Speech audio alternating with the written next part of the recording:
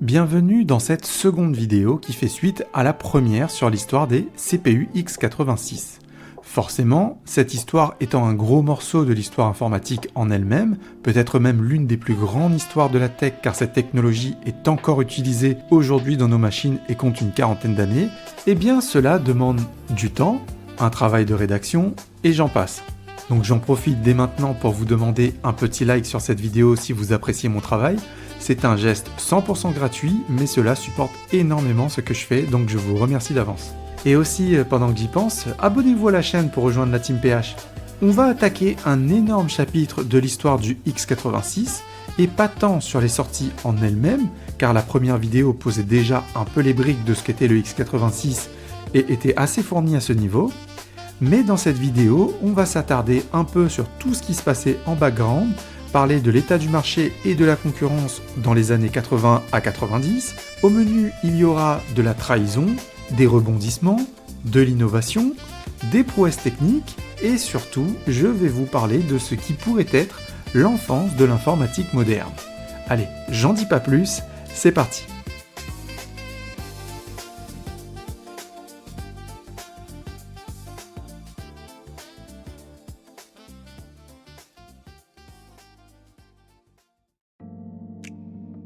Le 1er mai 1969, en Californie, à Santa Clara, un groupe d'ingénieurs ayant quitté Fairchild Semiconductor s'unissent pour fonder Advanced Micro Devices, plus connu sous le nom d'AMD. Tiens, Fairchild Semiconductor. Oui, encore eux. 8 ingénieurs qui sont, entre autres, Jerry Sanders, Edwin Turney, John Carey, Sven Simonsen, Jack Gifford, Frank Bott, Jim Giles et Larry Stanger. À l'origine, AMD a été fondée avec un capital de 100 000 $, ce qui n'est pas rien pour l'époque. Et Jerry Sanders, cofondateur d'AMD, avait pour motto « D'abord les personnes, les produits et profits suivront ». Ça donne déjà une bonne idée d'où veut aller la boîte. En sachant que dans ces 8 cofondateurs, vous avez des brutes dans le métier, et tout ce beau monde n'a qu'un objectif, fabriquer des puces. Jerry Sanders, quant à lui, a grandi dans le sud de Chicago, dans l'Illinois, et a été élevé par ses grands-parents paternels. Il a connu des moments difficiles dans son enfance, comme une éducation sans ses propres parents, et dans sa jeunesse, ce dernier a même été passé à tabac par un gang de rue, l'ayant laissé pour mort à tel point qu'un prêtre est même venu lui administrer l'extrême onction, car tout le monde le pensait mourant. Ouais, sacrée péripétie. Mais ce dernier arrive miraculeusement à s'en sortir et finit même par avoir un parcours scolaire brillant. Diplômé de l'université de l'Illinois Urbana-Champaign, il obtient également un bachelor de sciences en ingénierie électrique en 1958. Par la suite, Jerry commence sa vie active chez Douglas Aircraft Company dans l'aviation et la défense, puis fit quelque temps chez Motorola, avant d'atterrir chez Fairchild Semiconductor entre 1961 et 1969. Il a commencé chez Fairchild Semiconductor en tant que commercial, puis est monté en management dans le département marketing, faisant même de lui un candidat de choix en tant que vice-président de la compagnie. Cependant, tout a basculé en 1968 où l'un des associés mit en place une nouvelle équipe de management dirigée par Lester Hogan, qui était alors vice-président de Motorola Semiconductor. Et à ce moment, la nouvelle direction de Fairchild Semiconductor clash alors avec Jerry Sanders, qui avait un style de gestion un peu trop exubérant à leur goût. Jerry aimait bien dépenser à tout va, faire de grands repas avec les clients, rouler dans de grosses voitures de fonction, bon, vous voyez le genre quoi. Et la nouvelle direction, ne collant pas avec sa personnalité un peu trop flamboyante, va le licencier. Sanders dira plus tard à propos de cet épisode « Toute ma vie, j'ai traité les gens avec soin et personnellement, je n'ai pas été bien traité. » Et il doit y avoir un peu de vrai là-dedans pour que 7 de ses collègues, et pas des moindres puisqu'il s'agissait de très bons éléments, décident de le suivre lorsqu'il claqua la porte de Fairchild Semiconductor.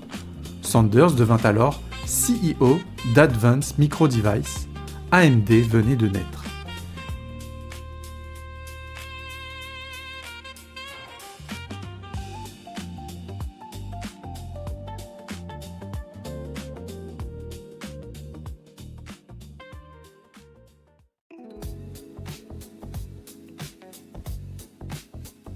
Dans les années 70, le géant IBM se fournit chez Intel en 80-88 pour ses fameux IBM PC qui sortira début 80.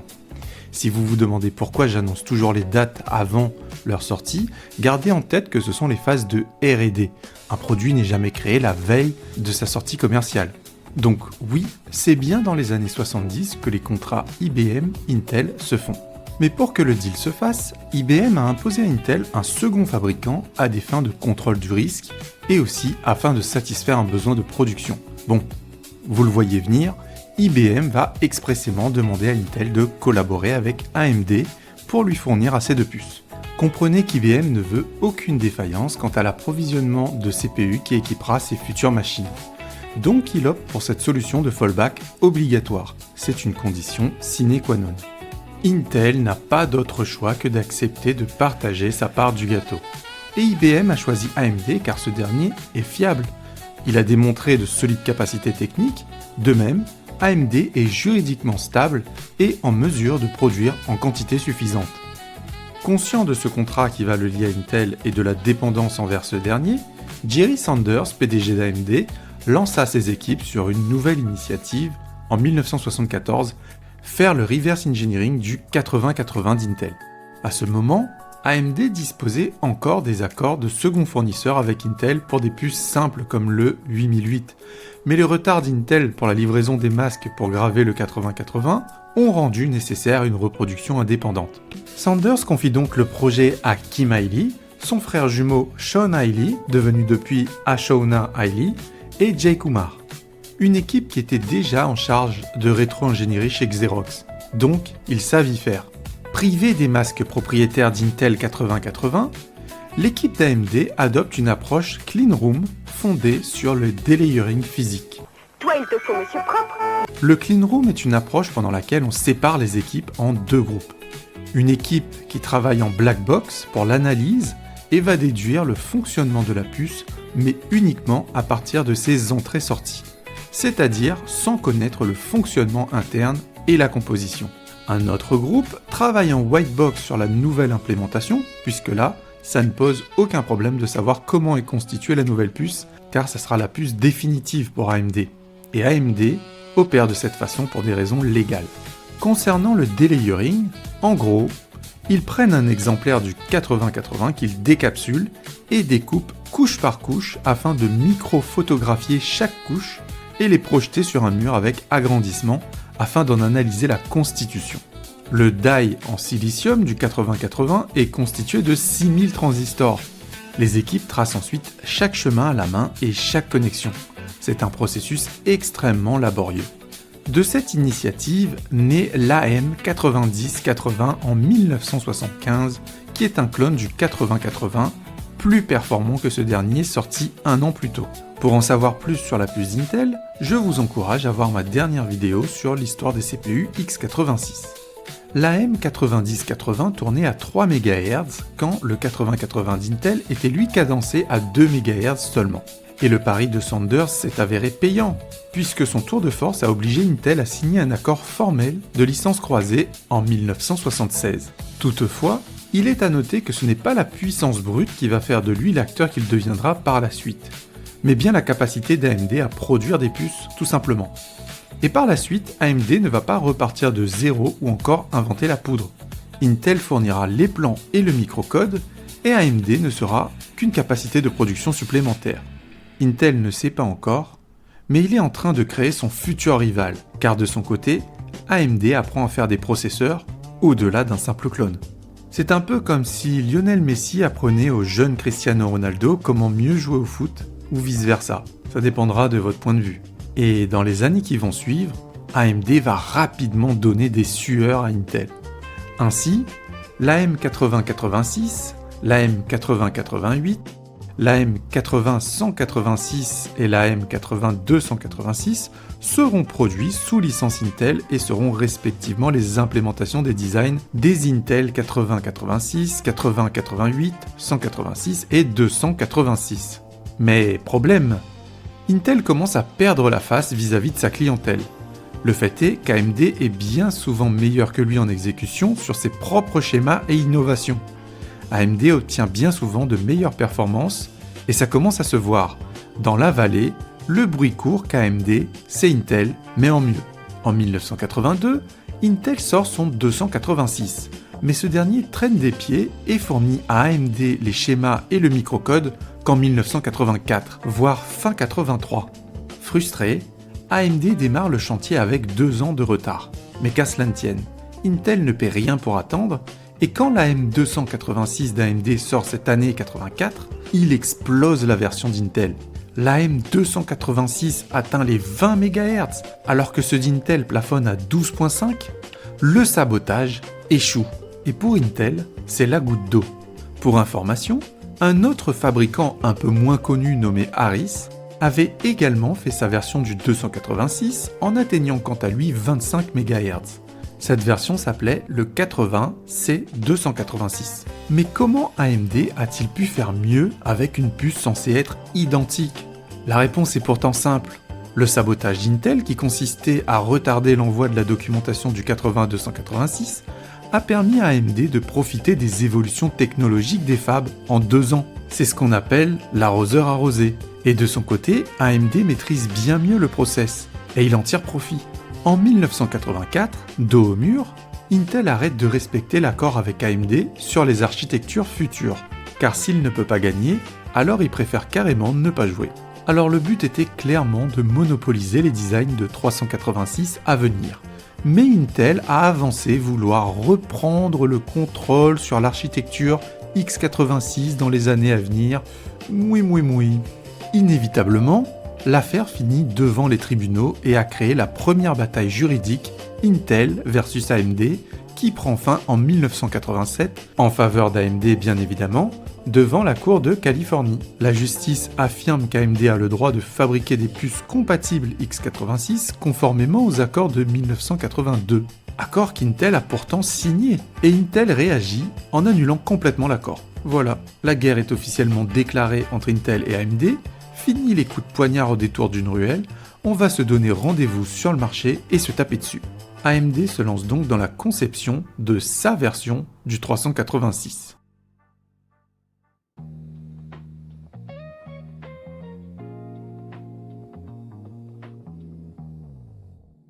Dressons maintenant un portrait du marché à cette époque. On est entre 1985 et 1991. Intel a lancé son 80-386 dès 1985 et prend énormément d'avance sur le marché du 386, qui, je le rappelle, est en ce moment même en train de se faire cloner par plusieurs sociétés. Forcément, Intel, agacé de se faire copier une fois de plus, ne partage rien de son architecture et de son microcode. Mais cela n'empêchera pas AMD ou la compagnie Chips and Technologies de se lancer. Car ces sociétés veulent également sortir leur 386, le marché étant en pleine expansion. De même, il existe un autre type de production qui ne vise que des marchés internes ou de niche, comme IBM ou Texas Instruments, qui ont également fait leur variant du 386. Mais entre nous, cela reste anecdotique. À ce moment-là, IBM n'avait pas anticipé que le x86 allait devenir un standard. Et ce faisant, IBM va petit à petit perdre le contrôle du PC, car le marché attire de nouveaux concurrents. Compaq, Tandy, HP, Olivetti en Italie, puis dans le reste de l'Europe. Certains d'entre eux font même des copies de l'IBM PC, encore plus performants que l'original. Effectivement, à cette époque, le CPU n'intégrait pas encore toutes les technologies adjacentes, comme le cache, le DMA, etc. Ces puces faisaient partie de la carte mère, et les performances peuvent totalement dépendre du fabricant de carte mère. Et à CPU équivalent, les concurrents d'IBM produisent tout simplement de meilleures cartes mères. Du côté d'AMD, on essaye une fois de plus de reproduire un CPU d'Intel. Et les ingénieurs d'AMD utilisent une fois de plus l'approche de delayering comme expliqué précédemment. Mais cette fois-ci, ils ont également procédé à des tests de comportement. Les ingénieurs vont lancer des millions de tests logiques sur des exemplaires d'Intel 386 afin d'en déduire le microcode, les timings d'instruction et les edge cases. Ainsi, l'AMD AM386, clone 100% compatible du 80-386 d'Intel, voit le jour en 1991, soit 6 ans après le lancement officiel du 386 d'Intel. une éternité en R&D. Et Intel est déjà au 486. Mais ce n'est pas tellement une catastrophe, figurez-vous. Le marché du 386 est toujours d'actualité et beaucoup de sociétés continuent à travailler avec des 386 pour des raisons évidentes de coût. Et quand AMD sort enfin sa version, pas de surprise, il est encore une fois meilleur qu'Intel. La version d'AMD monte à 40 MHz contre 33 pour la version d'Intel, mais ça, on commençait à en avoir l'habitude. De même, AMD ne s'arrête pas là, puisque la M386 est également moins chère que son concurrent. Dans l'industrie, ce n'est pas toujours le first mover qui gagne le duel. Côté performance, AMD gagne largement, ses puces sont meilleures et plus fiables. Mais du côté du marché, Intel a déjà beaucoup trop d'avance. Sur ce segment, on estime la répartition du marché pour les puces 386 à 80% côté Intel pour 15% côté AMD, le reste allant chez d'autres fabricants. Et je tiens à rappeler qu'AMD vend moins cher, donc marge moins que son concurrent Intel. Pour le moment, Intel gagne cette guerre, du moins commercialement parlant. De même, il se constitue un matelas de sécurité côté finance, et il en aura bien besoin à l'avenir. Mais le point positif pour AMD, c'est qu'en ce moment même, il est en train de devenir un concurrent légitime sur le marché des CPU. La M386 était une puce de 32 bits, la première puce de famille x86 chez AMD à faire du 32 bits. Mais sachez que ce n'est pas la première puce 32 bits tout court chez AMD. En 1988, ils avaient déjà sorti un certain AM29000, un CPU RISC avec un design 100% original qui était lui déjà en 32 bits, ainsi qu'un 29050 2 ans plus tard, soit en 1990. Mais c'est un sujet qu'on verra un peu plus en détail une prochaine fois.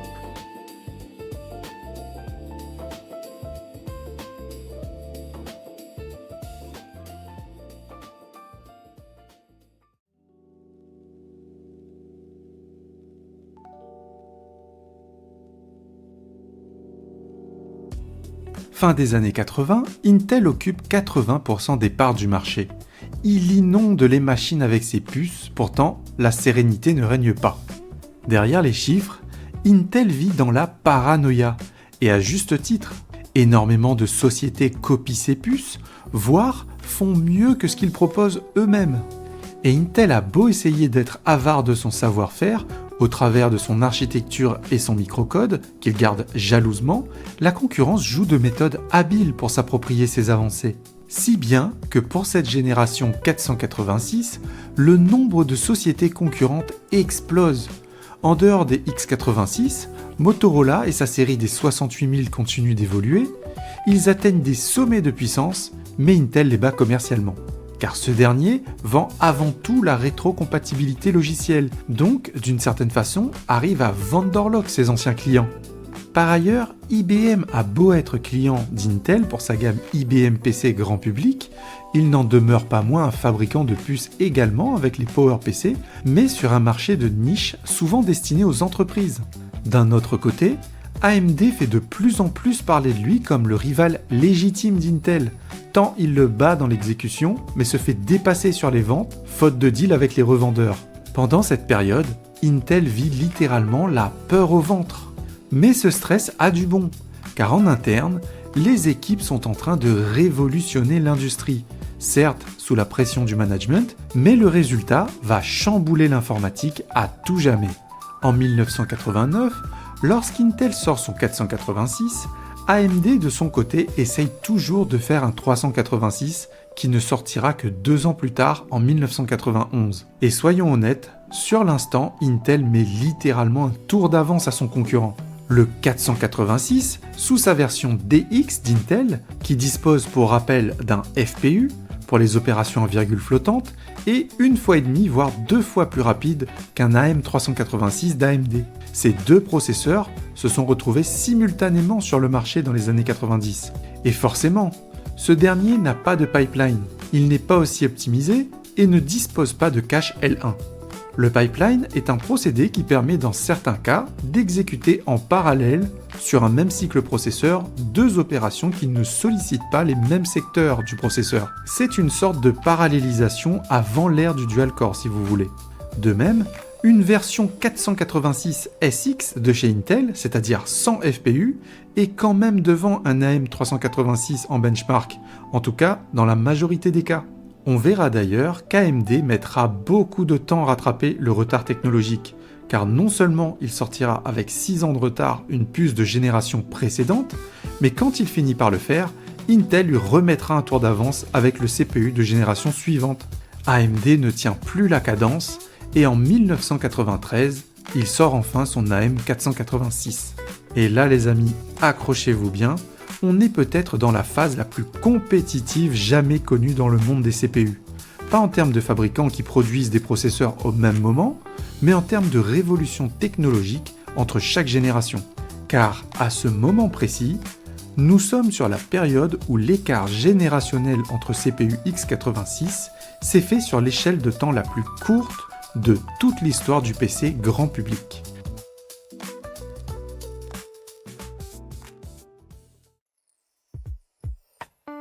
Entre 1982 et 1983, Intel sort le 80-287. Ce n'est pas un CPU à proprement parler, c'est un coprocesseur mathématique censé fonctionner avec le 286. Et ce 80-287 dispose d'instructions spécifiques pour le calcul. On parle d'instructions dédiées au monde mathématique qui ne sont pas directement incluses dans le 286. Ainsi, on voit apparaître dans ces puces les fameux fsin et fcos pour exécuter les instructions sinus ou cosinus, ainsi que beaucoup d'autres fonctions bien évidemment. De même, au-delà des instructions, ce coprocesseur apporte avec lui une bien meilleure puissance de calcul. Il dispose d'une pile de registres flottants sur 80 bits et est spécialisé pour les virgules flottantes, la trigonométrie, les logarithmes, etc. Concrètement, Intel venait de lancer l'ancêtre du FPU. Mais attention, le 286 ne devient pas plus puissant. Il délègue les calculs à cette puce qui effectue un certain type de travail. Et le mécanisme pour le faire était simple. Dès que le CPU voit une instruction que son processeur ne peut traiter, il lui passe le relais via l'interface coprocesseur sur le bus. Et toutes les instructions x87 commencent par des opcodes spécifiques. Ces mêmes opcodes D8 et DF sont réservés matériellement aux coprocesseurs mathématiques. Lorsqu'Intel sort le 386 en 1985, ce CPU est toujours compatible avec le 80-287. Mais il faut savoir que ce n'est pas forcément un couplage optimal parce que le 386 est un CPU de 32 bits et le 80-287 fonctionnait lui essentiellement avec un CPU de 16 bits. Rassurez-vous, ça marche, ce n'est pas un problème, mais ce n'est juste pas optimal. Ainsi, Intel renouvela l'opération pour la génération 386 en mettant au point un 80-387, toujours dans le but de se spécialiser dans les calculs mathématiques. Ce coprocesseur est quant à lui sorti en 1986, soit un an après la sortie du 386.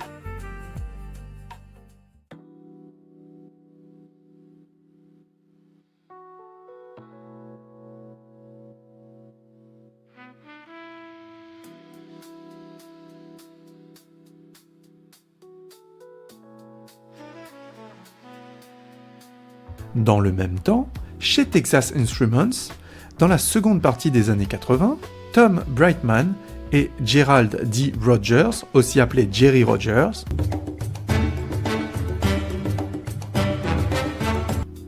et il n'y a absolument aucune photo de lui sur tout internet, à croire que la marine est passée par là, eh bien ces deux gaillards travaillent en R&D sur les puces de calcul mathématique.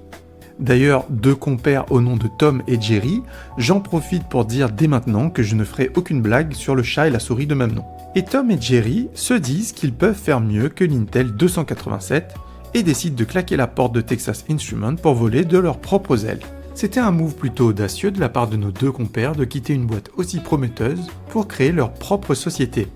Texas Instruments était une société qui était connue et reconnue car il commercialisait des dispositifs de calcul que vous avez peut-être connus pendant votre scolarité via les calculatrices.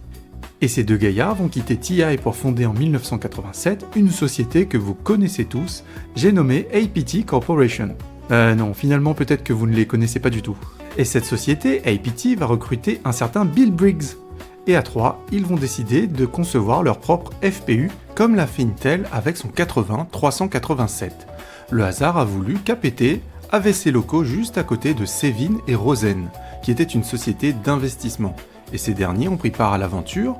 APT venait de lever 4 millions de dollars. Dès les premiers mois, la société embauche et APT compte désormais une vingtaine de personnes. Jerry Rogers était connu pour être un très bon chasseur de talent. Il a réussi à débaucher parmi les meilleurs ingénieurs américains et constituer une équipe d'une trentaine d'hommes avec un seul objectif, rattraper l'avance d'Intel et finir par le battre à son propre jeu, celui de la puissance de calcul. Les investisseurs Sevin et Rosen suggèrent alors de changer de nom et APT Corporation devient Cyrix. Cyrix commence par sortir son premier coprocesseur en 1988, le Cyrix Fastmath 83D87. Un coprocesseur de calcul qui offre de meilleures performances que le 387 d'Intel, sorti 2 ans plus tôt, en 1986. L'avantage du 83D87, c'était bien évidemment son prix, et comme Intel, Cyrix l'avait décliné en plusieurs modèles, 16, 20 et 33 MHz qui coûtaient respectivement 506, 556 et jusqu'à 900 $ pour la puce la plus rapide, là où le 387 coûtait souvent plus de 1000 $. La version d'Intel avait tout de même un avantage. Il pouvait fonctionner sans problème même si le CPU et le coprocesseur n'avaient pas la même fréquence. Parce qu'en fait, il y avait un pin, le CKM, et une entrée NUM CLK2 qui permettait le fonctionnement asynchrone. En revanche, du côté de Cyrix, cela n'était pas possible à cause de l'absence du pin CKM. Les coprocesseurs 83D87 devaient impérativement avoir la même fréquence que le 386. Et concernant la vitesse, Cyrix était 50% plus rapide que les puces d'Intel à fréquence égale. Car fréquence ne veut pas dire performance. C'est un argument marketing qu'Intel a mis sur la table et que les gens ont gobé depuis des années, mais détrompez-vous. La vraie puissance vient également du pipeline pour traiter les opérations, de l'architecture, l'organisation, la distance entre les composants, des optimisations de gravure et des jeux d'instructions. Et à tout cela, il faut envoyer des données à une certaine fréquence. Et c'est là que la fréquence joue, pas avant. En avril 1992, Cyrix sort le 486 SLC, processeur cette fois-ci, compatible avec l'Intel 486. Et il s'agit là du premier processeur 486 atypique de l'histoire parce qu'il était pin compatible avec un socket de 386 SX, et en réalité, malgré son nom, le 486 SLC pouvait traiter des instructions de 486 d'Intel, intégrer également du cache L1, mais communiquer avec l'extérieur via un bus de 16 bits, comme le faisait le 386 SX. Une aubaine pour les possesseurs de 386 SX qui pouvaient obtenir un upgrade sur la même carte mère pour une bouchée de pain comparé aux variantes d'Intel. Alors, le cache L1 n'était que de 1 kg comparé aux 8 kg du 486 d'Intel, mais c'était déjà game changer avec le 386 SX nature sans confiture. Cependant, ce modèle n'intégrait pas de FPU et devait être complété avec un 83S87, un coprocesseur spécifiquement prévu pour le 486 SLC. Ensuite, entre 1992 et 1993, Cyrix sort son CX486, et cela sans argumentaire marketing autour de la fréquence ou publicité agressive. Mais son positionnement marketing était le suivant. Obtenez 90% de la puissance d'un Intel 486 pour la moitié de son prix. En mai 1993, Cyrix sort le CX486S, un équivalent du 486 SX d'Intel, c'est-à-dire sans FPU. Mais Cyrix était un constructeur ingénieux. Dans la foulée, la société crée un CX487S, FPU coprocessor, qui était une extension du CX486S, lui permettant d'avoir un FPU et donc transformer littéralement le processeur en 486 DX.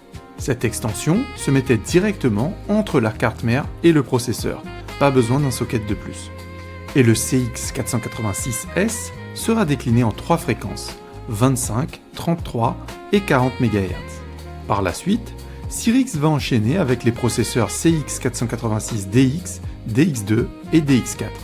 Le CX486DX aura 4 modèles différents, 2 déclinaisons de 33 MHz, une de 5 volts et l'autre de 3.3 volts, puis une déclinaison de 40 MHz et enfin une autre de 50 MHz. Pour le CX486DX2, sorti entre septembre 93 et novembre 94, Cyrix met en place, comme l'a fait Intel, le multiplicateur de fréquences. Et pour ce processeur, la fréquence sera doublée, comme son nom l'indique. Les fréquences vont de 25 x 2, donc 50 MHz, jusqu'à 40 x 2, donc 80 MHz, toujours avec des déclinaisons de 5 volts et 3.3 volts. Enfin, en septembre 1995, Cyrix sort un modèle unique, le CX486DX4 à 100 MHz. Alors cette version triche un peu dans le nommage, car il faut savoir que ce n'est pas un multiplicateur x4, mais x3 sur une base de 33 MHz, afin d'atteindre les 99 et quelques MHz que l'on va arrondir à 100. Cette version, ayant un design totalement différent de la version précédente, était très compétitive avec les puces de 486DX4 de ses concurrents Intel, le 486DX4, et AMD, l'AM5X86. Mais en 1995, Cyrix, qui concurrence fortement le marché des 486, voit Intel devancer tout le monde avec son Pentium sorti en 1993 et décide de rapidement itérer avec le CX586, qui est encore un bon architectural, toujours basé sur le 486, mais avec de grosses améliorations afin de combler l'écart avec le Pentium.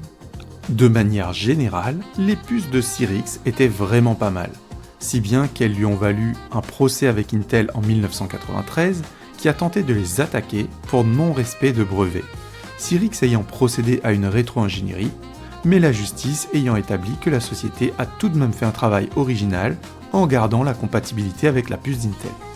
De même, Intel attaque Cyrix pour l'utilisation du nom 486, procès qu'Intel a également perdu, car 486 était aux yeux de la justice un numéro et pas une marque, ce qui a engendré par la suite l'abandon du nom 586 chez Intel pour un passage à une marque déposée, le Pentium.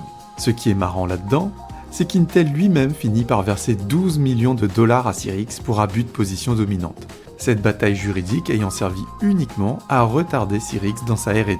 Il faut savoir que Cyrix n'était pas une boîte grand public, mais une société constituée d'ingénieurs issus de milieux industriels, de l'embarqué et des stations spécialisées.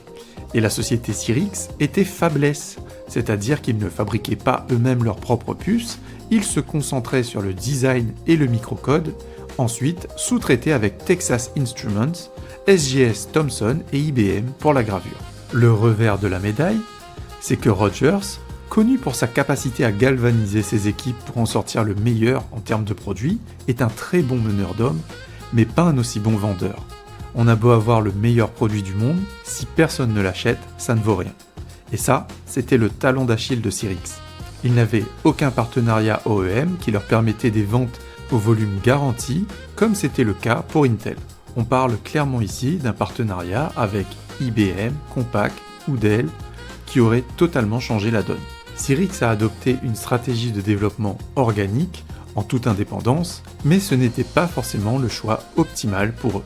On a eu l'exemple chez la concurrence, à savoir Intel et AMD, où ils arrivent à tisser un partenariat commercial sur du mainstream et faire du volume pour peu de marge, tout en maintenant un marché haut de gamme pour des puces toujours plus performantes, mais aussi plus coûteuses, le marché premium. Et c'est exactement ce qui va causer petit à petit la perte de Cyrix.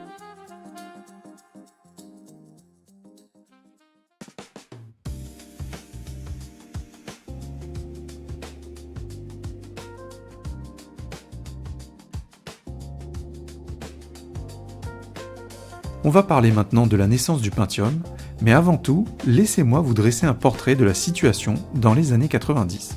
Intel a sorti son 486 en 1989, après avoir déjà mouché AMD en 1985 avec son 386.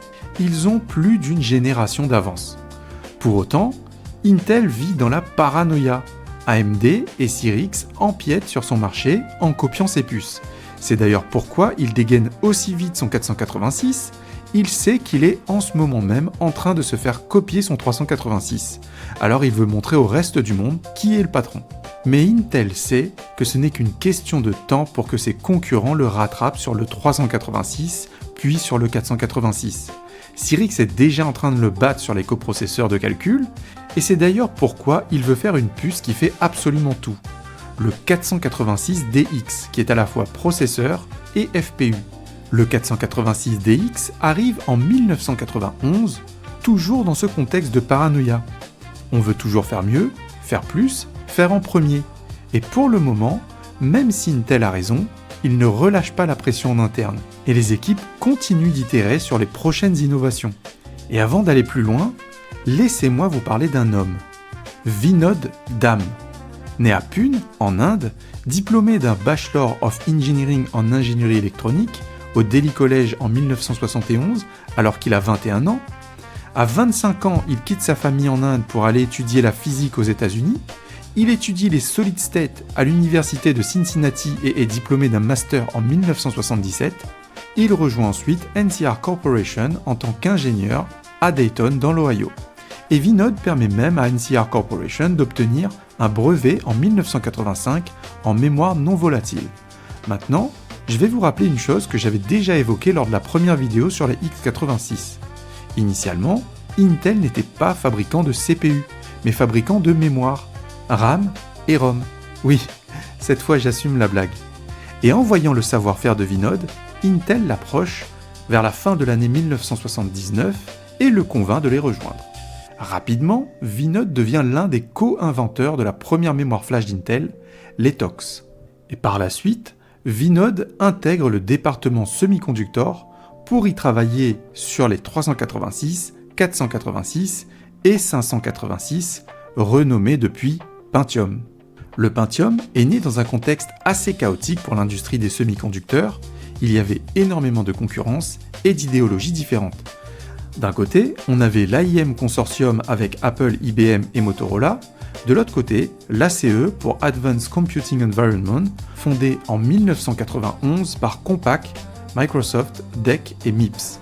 Et enfin, on avait le Spark Architecture Committee avec Sun, Fujitsu, Philips, Amdahl, Texas Instruments, Matsushita et j'en passe. Chaque groupe ayant son idéologie et sa vision concernant le PC était une menace directe pour la dominance d'Intel. Et comme on le disait dans la précédente vidéo, c'est la volonté d'Intel de maintenir la compatibilité avec les générations précédentes de puces qui a fait de lui le leader de ce marché. Intel continue de sortir des révolutions d'architecture toujours compatibles avec les instructions de la génération d'avant. Le marché est séduit. En 1993, Intel sort le Pentium sous la direction de Vinod Dham, encore lui, et le Pentium adopte désormais une microarchitecture de type RISC. Attention, ce n'est pas du RISC à proprement parler, mais les précédentes puces 386 et 486 étant de type CISC, qu'est-ce que cela signifie ? CISC signifie Complex Instruction Set Computer. Le processeur joue des instructions complexes qui font plusieurs opérations implicites. Le RISC, quant à lui, pour Reduced Instruction Set Computer, est une approche qui cherche à ramener une opération complexe en une somme de petites instructions simples, celles qui seront intégrées au processeur. En programmation, on pourrait dire que cela ressemble énormément à un refactor, donc on va simplifier la logique complexe en additionnant plusieurs opérations simples. Et comme je le disais, Intel ne passe pas son CPU au RISC, mais il va adopter une microarchitecture qui s'en inspire. Une structure qui a notamment été poussée par Vinod Dham lui-même. De plus, le RISC n'est pas une famille d'architecture comme le veut le x86, mais plutôt une philosophie. Pour vous donner une idée, les CPU x86 exécutent des instructions compatibles, alors que les CPU de type RISC peuvent avoir des instructions totalement différentes selon le fabricant. Tant qu'ils respectent le principe d'avoir des instructions simples et de s'en servir pour des opérations complexes en les combinant, c'est une puce de type RISC. L'avantage pour Intel, c'est qu'ayant procédé de la sorte, ils ont permis de faire plusieurs choses. Premièrement, ils simplifient énormément le traitement des opérations complexes, car les petites instructions simples sont bien plus fiables. Et pour vous citer Dijkstra, qui est un des pères fondateurs de l'informatique moderne, la simplicité est un prédicat de la fiabilité. De plus, Intel va mettre en place un pipeline permettant de mieux tirer profit de ce changement d'architecture. En effet, ayant découpé les instructions complexes en petites instructions simples et agnostiques les unes des autres, cela permet de les exécuter en parallèle. Le Pentium devient alors le premier processeur dit superscalaire, car il est doté de deux pipelines, U et V. et peut désormais exécuter 2 instructions par cycle. On est en 1993, les dual-core n'existent pas, mais pourtant Intel vient une fois de plus de révolutionner le marché des CPU. Le Pentium est un pas de géant dans la tech. Les ALU, c'est-à-dire les unités arithmétiques et logiques, sont mieux séparées.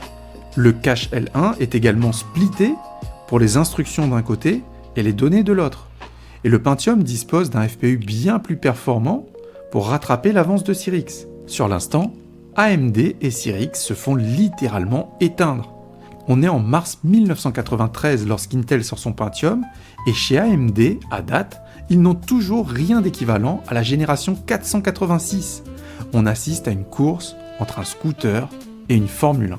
Ce n'est qu'un mois plus tard qu'AMD sort son AM486, avec une génération de retard sur le Pentium d'Intel, et plus qu'une douche froide côté performance, c'est un saut de glaçon.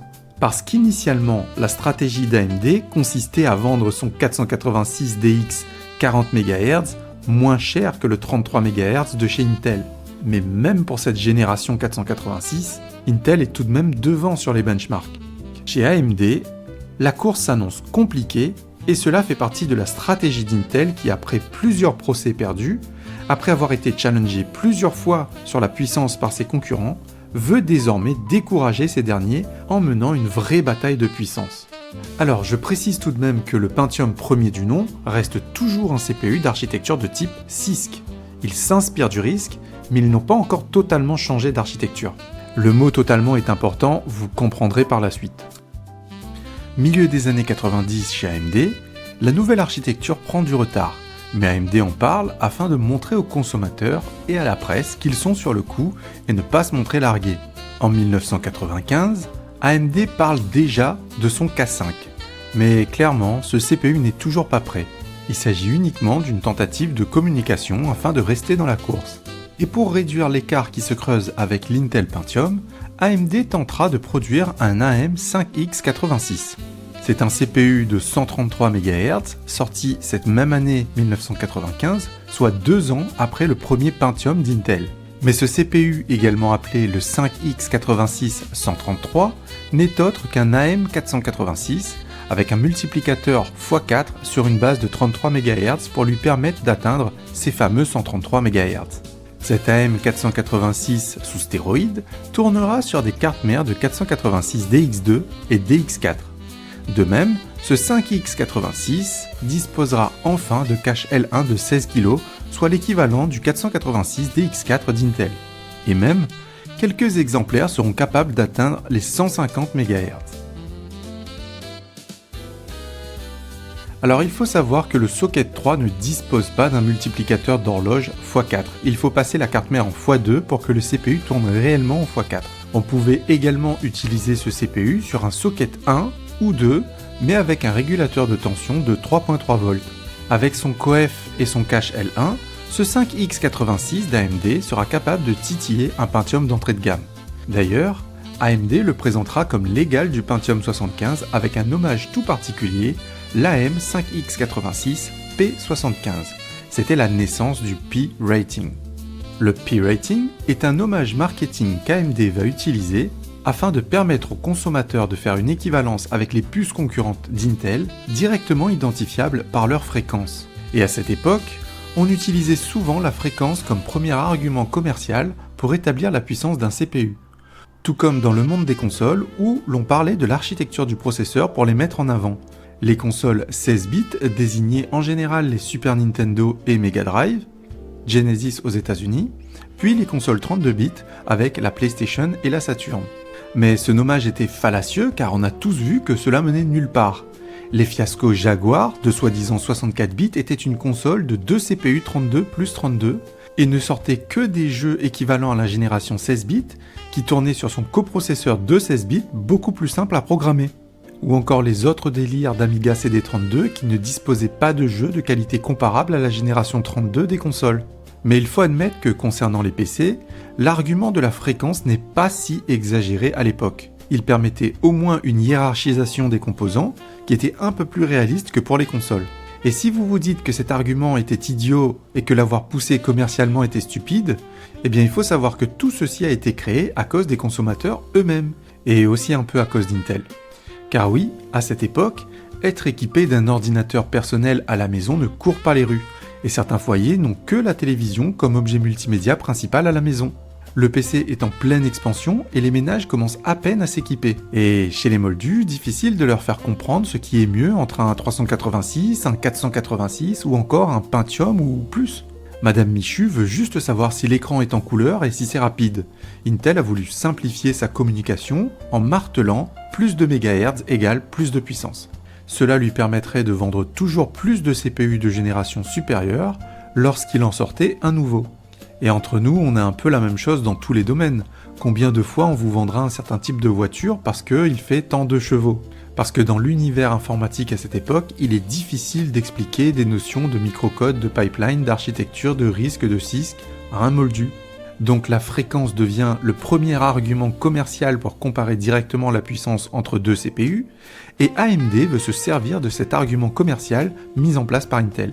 Entre 1993 et 1994, AMD démarre son projet K5, mais qui va connaître un début très compliqué, AMD ayant décidé pour une fois de créer sa propre puce sans se contenter de reproduire ce qu'a fait Intel.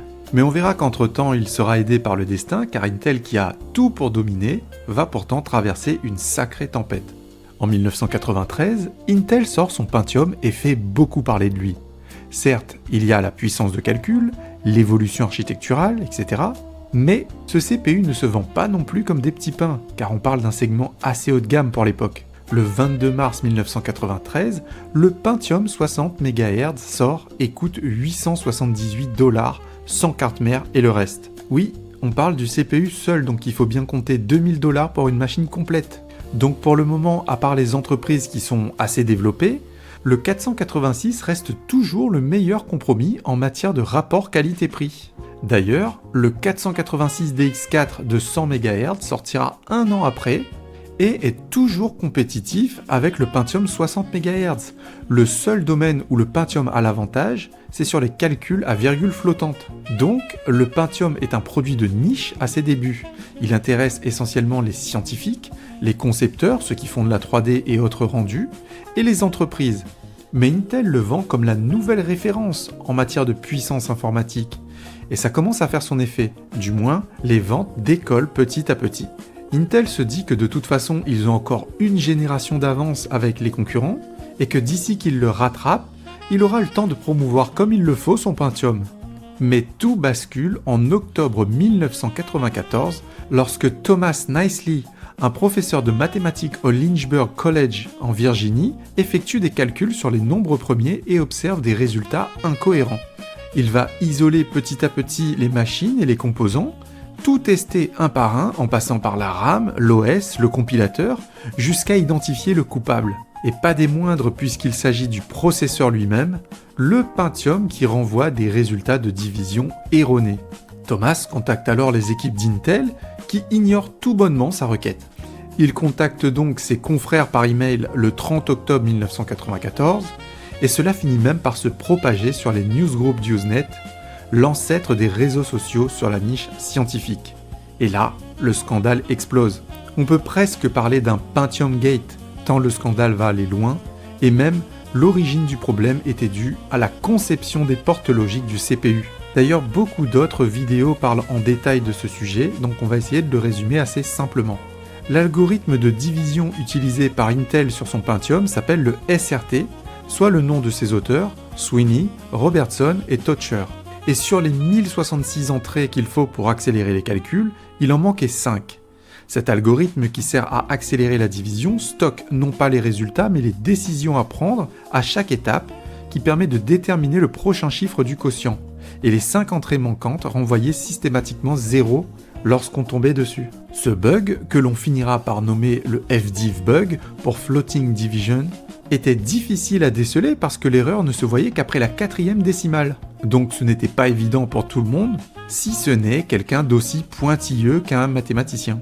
Mais ce qui a fait scandale surtout, c'est l'attitude arrogante d'Intel face au problème, qu'ils ont tenté dans un premier temps de minimiser avec une phrase d'Andy Grove qui aujourd'hui est célèbre. Le bug existe, mais n'affecte qu'un utilisateur sur 9 milliards, donc un problème que l'on ne rencontre qu'une fois tous les 27 000 ans.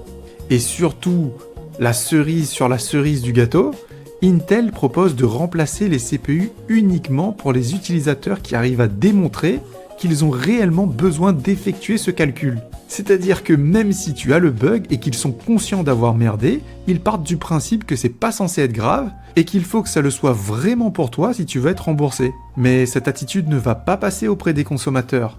Intel ne veut pas rembourser des CPU défectueux alors qu'il en fait des caisses pour dire qu'ils sont les meilleurs. D'ailleurs, leur CPU coûte 878$ seul, là où son concurrent AMD vend son AM386 40 MHz, certes encore beaucoup plus lent, entre 50 et 90$, soit 10 fois moins cher. Alors, ça n'est pas réellement comparable, mais je compare les deux flagships concurrents à cette même période.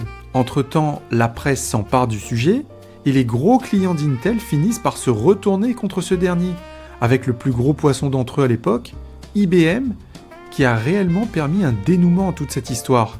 Ce dernier annonce suspendre ses ventes des PC Pentium, conscient que s'il y a un problème sur les PC de marque IBM, c'est leur image de marque qui va prendre. Il contacte Intel et menace d'arrêter le contrat pour non-respect de la qualité attendue par l'accord. Intel, dos au mur, finit par reconnaître ses torts et débourse 475 millions de dollars, soit presque un demi-milliard, pour rappeler ses CPU défectueux. Intel, qui brillait par son avance technologique, vient de perdre la face comme jamais. Et cette fois, ce n'est pas à cause de ses concurrents, mais à cause de lui-même et de son arrogance.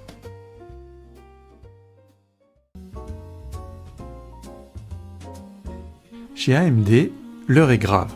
On a souvent titillé la bête Intel au niveau des performances, on a souvent gagné au jeu de la puissance en rapport qualité-prix, on a démontré qu'on était capable de faire ce que fait le leader du marché, parfois même en exécutant encore mieux que lui au niveau des process. Mais plus maintenant. Depuis le 386, AMD cumule du retard. Même si, dans le cas du 386, le retard est directement imputable à Intel qui a fourni en retard son microcode AMD, son binôme sur le marché de l'IBM PC, après cet incident, chez AMD, on avait pris l'habitude de faire du reverse engineering sur les puces d'Intel afin de gagner du temps. Mais qui dit reverse engineering dit attendre l'autre d'abord et essayer de comprendre ce qu'il a fait. AMD prend conscience que sa plus grande faiblesse, c'est justement d'être tributaire des délais imposés par son concurrent. Parce que du côté d'Intel, ils ont aussi compris que si tout le monde essaie de faire comme eux, soit ils essaient d'obfusquer au maximum, mais manifestement avec les techniques de delayering, ça ne fonctionne pas, soit de tenir une cadence intenable pour ses concurrents. Intel savait qu'il fallait du temps en reverse engineering pour comprendre le fonctionnement de leurs puces, et ils se sont dit que s'ils accéléraient le rythme, les concurrents n'auraient toujours pas fini d'étudier le modèle précédent, qu'ils seront déjà au modèle suivant. De cette manière, Intel a toujours un coup d'avance qui lui permet de garder la position de leader. Mais pour AMD, il faut absolument sortir de ce cercle infernal. Tant qu'ils ont besoin de comprendre ce que fait Intel pour obtenir une puce, ils ne vont faire que subir le rythme d'Intel, qui n'hésitera pas à jouer de ruse pour toujours avoir un coup d'avance. Ils décident donc de faire leur propre puce originale, et ce, avec leur génération K5 en 1995. À l'origine de cette puce, un homme à la tête du projet, William Michael Johnson, aussi appelé Mike Johnson.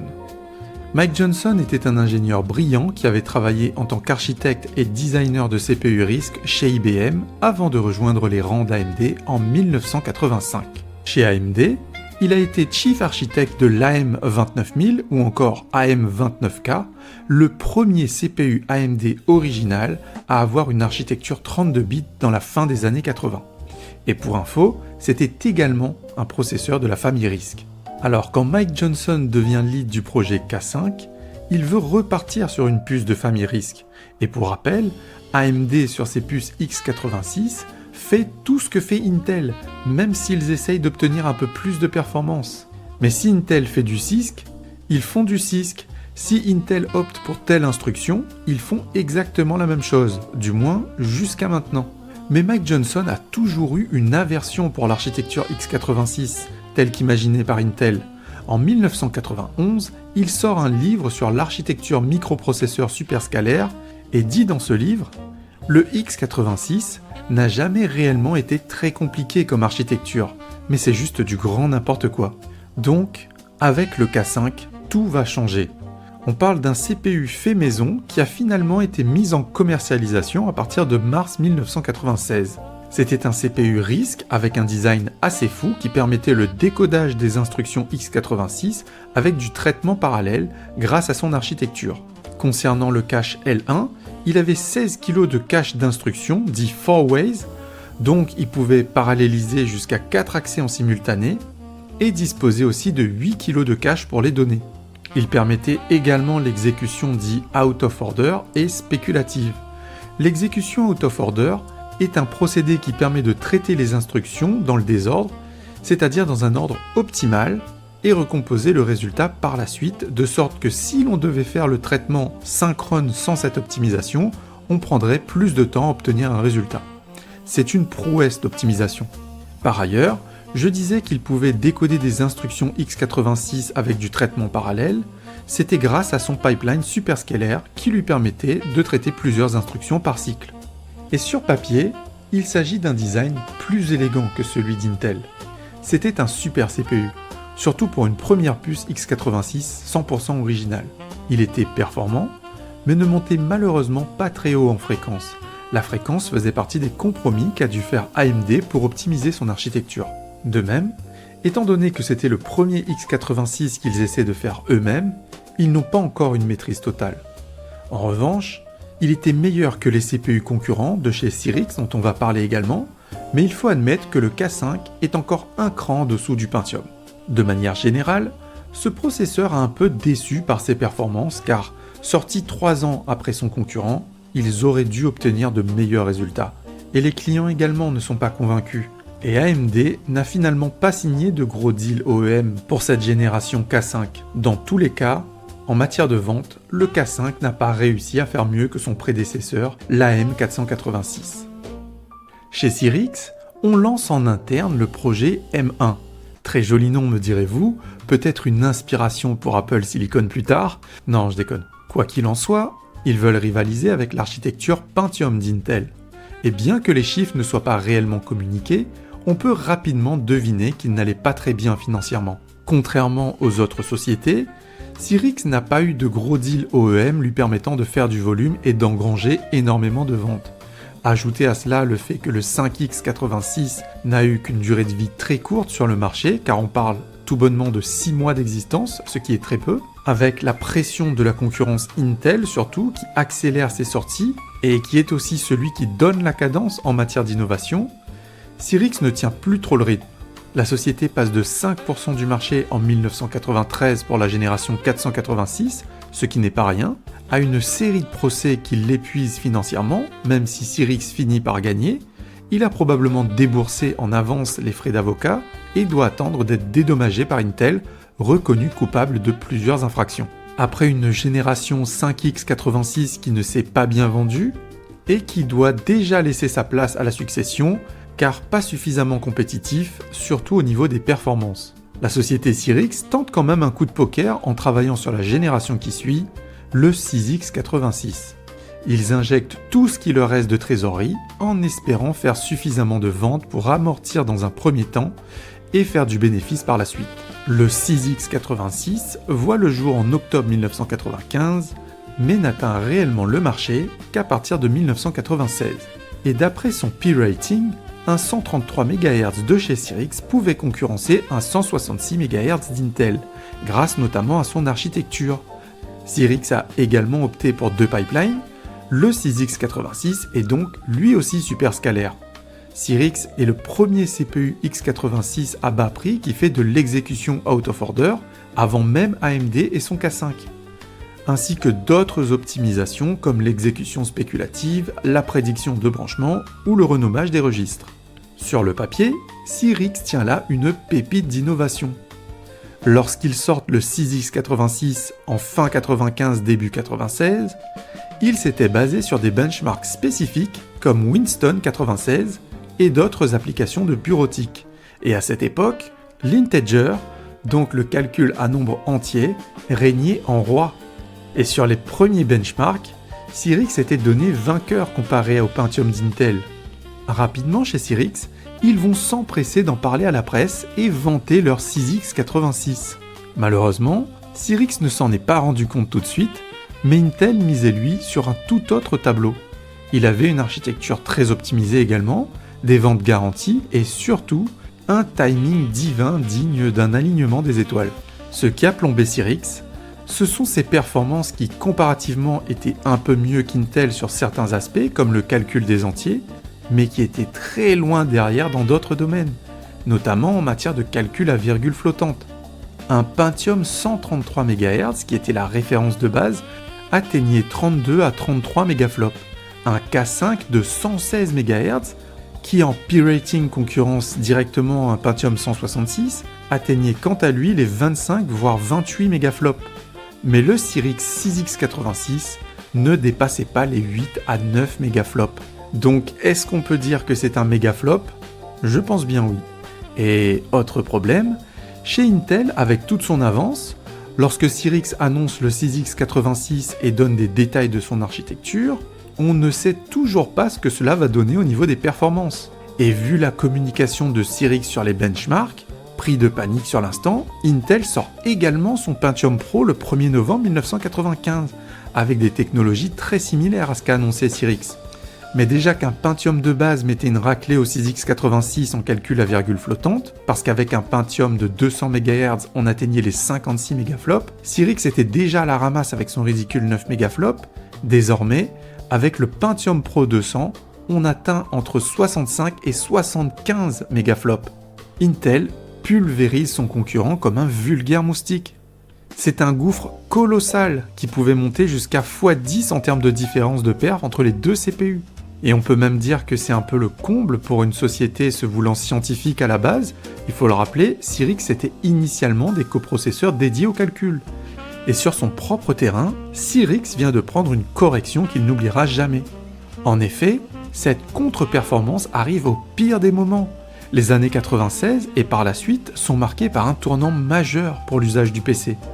Appareil qui était pendant très longtemps destiné aux professionnels, le PC a vu son usage totalement détourné pendant ces années en devenant un appareil multimédia à la maison.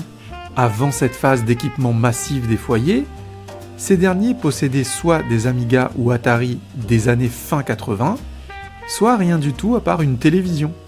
Mais avec l'arrivée de l'internet domestique et surtout l'explosion des jeux 3D, l'usage du PC change radicalement dans ces années milieu 90. Et oui, la 3D qui pendant longtemps était utilisée exclusivement par des professionnels s'invite de plus en plus sur les machines des utilisateurs. On passe d'un début de génération de jeux 3D avec des décors pré-rendus à de la 3D temps réel générée directement chez vous. Et là, l'usage du FPU devient obligatoire. La 3D, c'est essentiellement du calcul. Et c'est justement ce phénomène de jeu nouvelle génération avec comme porte-étendard Quake qui a causé la perte de Cyrix. Bien souvent, les foyers s'équipent pour avoir un ordinateur à la maison afin de faire différentes tâches comme le traitement de texte, l'utilisation d'applications multimédia comme les encyclopédies qui sont de plus en plus à la mode, l'usage d'internet qui se répand à une grande vitesse, et si on peut y ajouter quelques jeux, c'est encore mieux. La presse informatique à cette époque parlait du phénomène Quake, et les pauvres performances du CPU Cyrix sur ce dernier a fait courir le bruit que le 6X86 était médiocre. Pour cause, le bestiau de chez Cyrix ne fait tourner le jeu qu'à 50% des perfs que l'on obtient chez Intel. Donc bien souvent les passionnés de tech, les aficionados de jeux vidéo et même certains vendeurs en magasin vous déconseillent d'acheter du Cyrix. La référence à cette époque était clairement le Pentium. Ajoutez à cela d'autres problèmes comme la chauffe excessive du 6X86 qui montait à 25 watts en pic contre 15 watts pour le Pentium.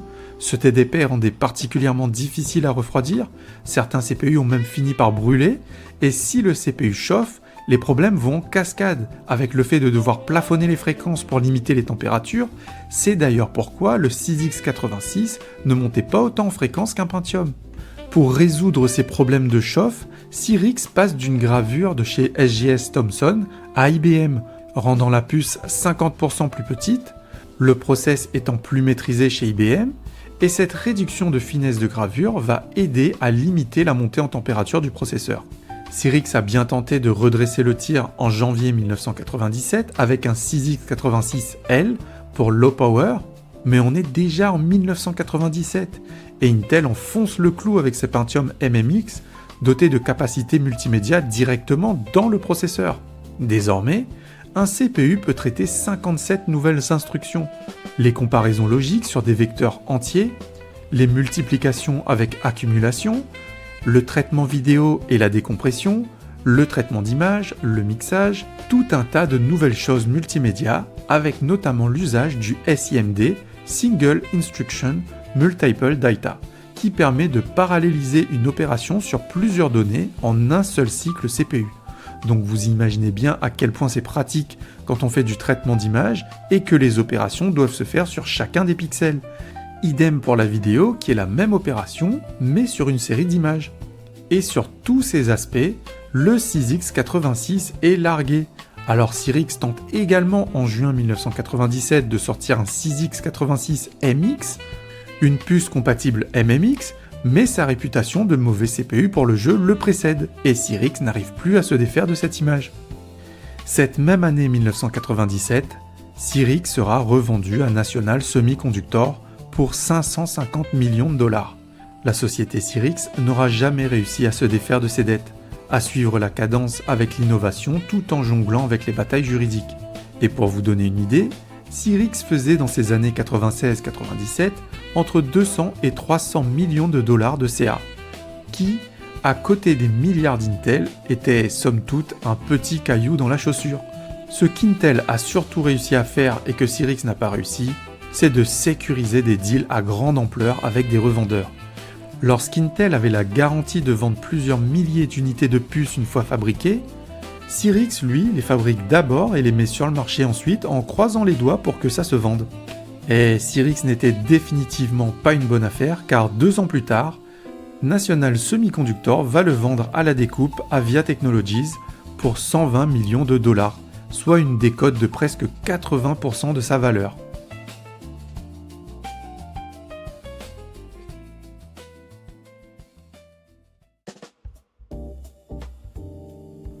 On est désormais dans un contexte de concurrence de moins en moins forte avec Intel, car Cyrix est en train de disparaître.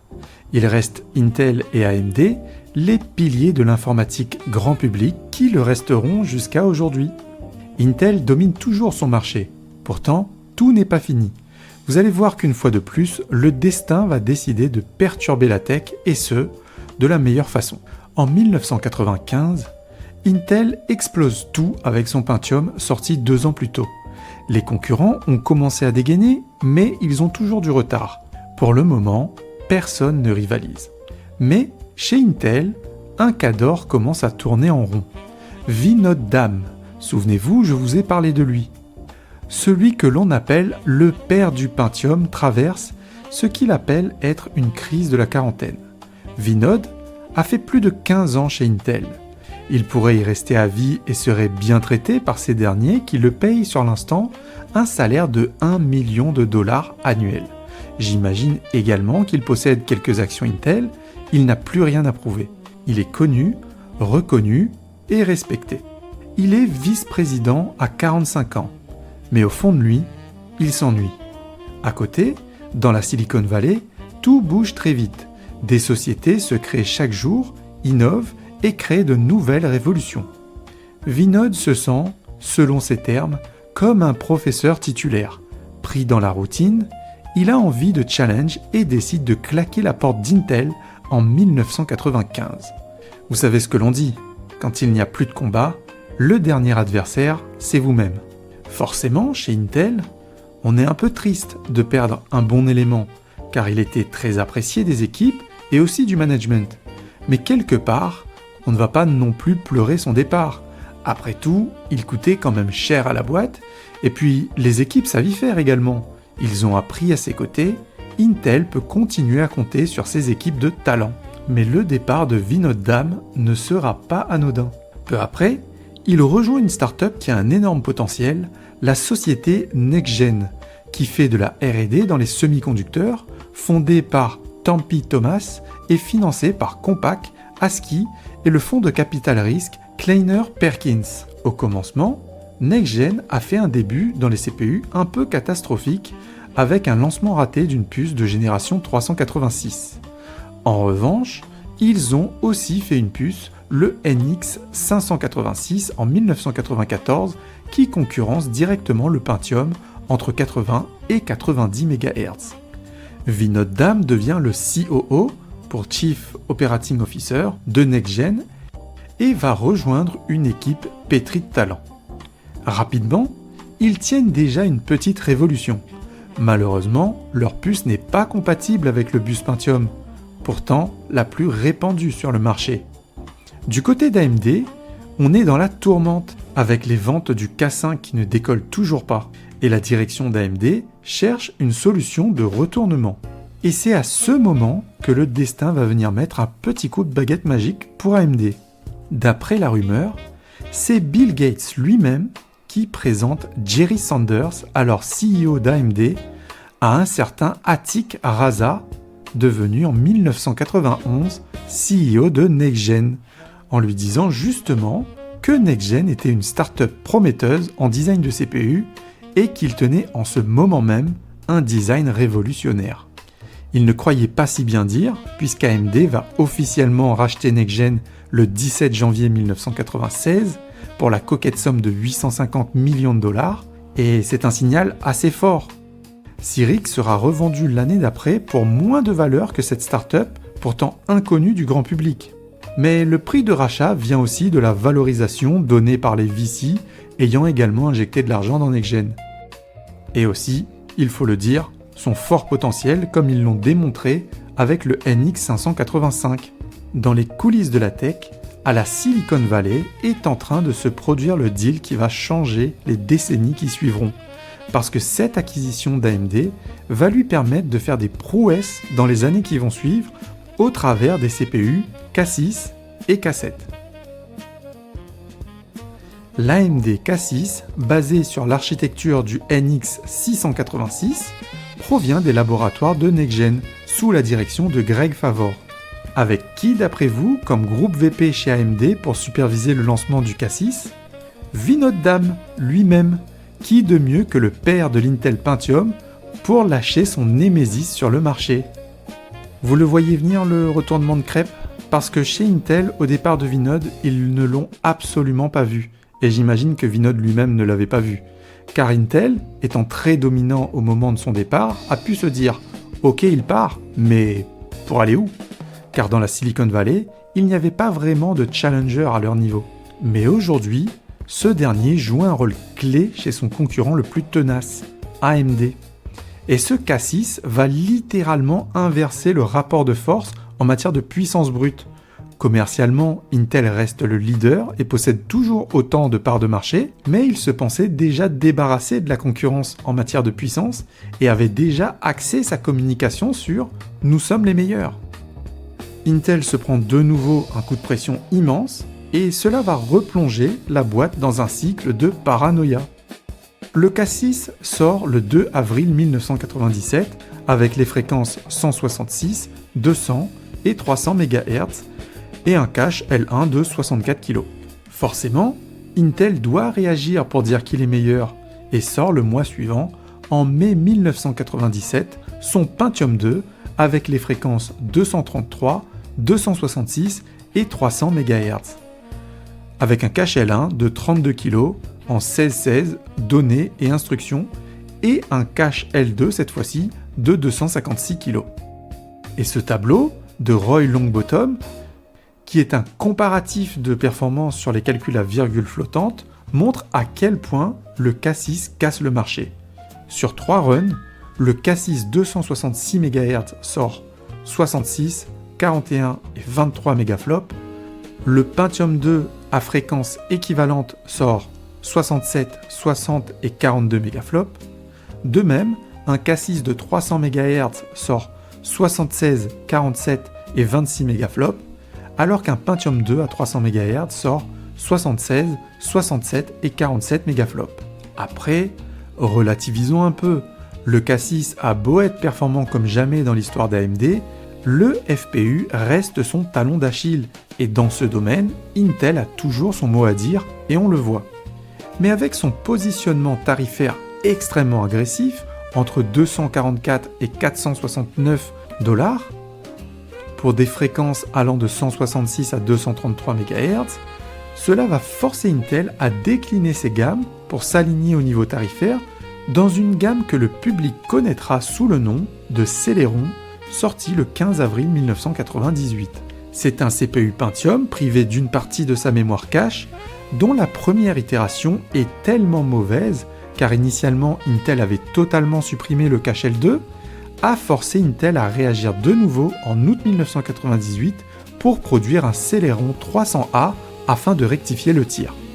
Mais c'est une histoire que l'on verra plus en détail dans une prochaine vidéo, qui promet tout autant, voire encore plus de rebondissements que celle-ci.